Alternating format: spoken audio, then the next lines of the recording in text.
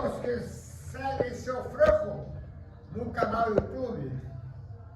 Estamos aqui armando a fogueira de São João, uma tradição milenar que vem da época de Cristo. Isabel acendeu a fogueira junto com São João Batista para avisar do nascimento de Jesus.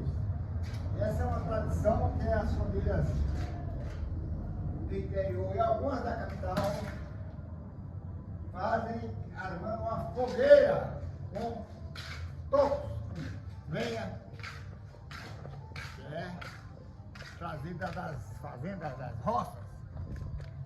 Então primeiro você vai botando os troncos mais fortes embaixo, depois vai botando os troncos mais finos em cima, formando um quadrilátero. Uma, duas, três, quatro, cinco, oito, chamada. Mais um pouquinho, depois encher no meio.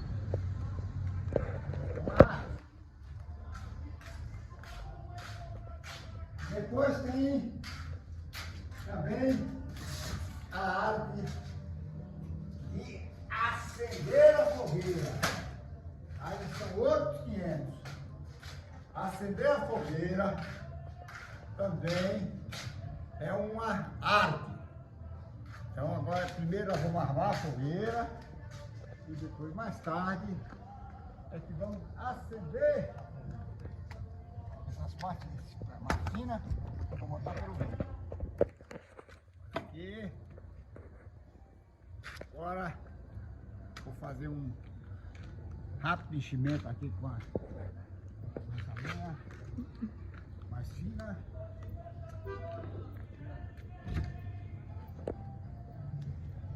Vendo?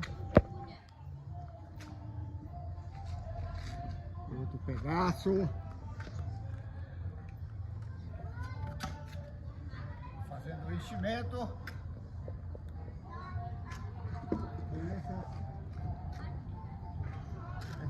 Mais fino.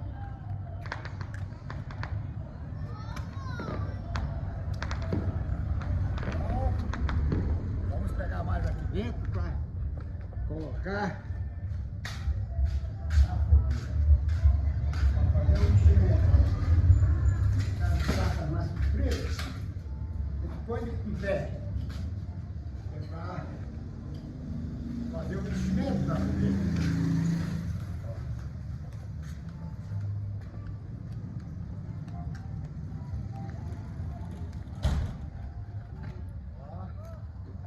Rua Serrinha, que é a rua Bela Vista. Alguns garotos já estão soltando foguetes, fogos.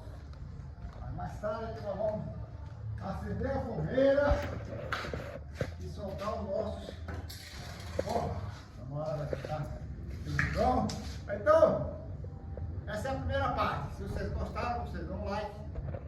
E mais tarde nós vamos fazer a parte de acender a fogueira.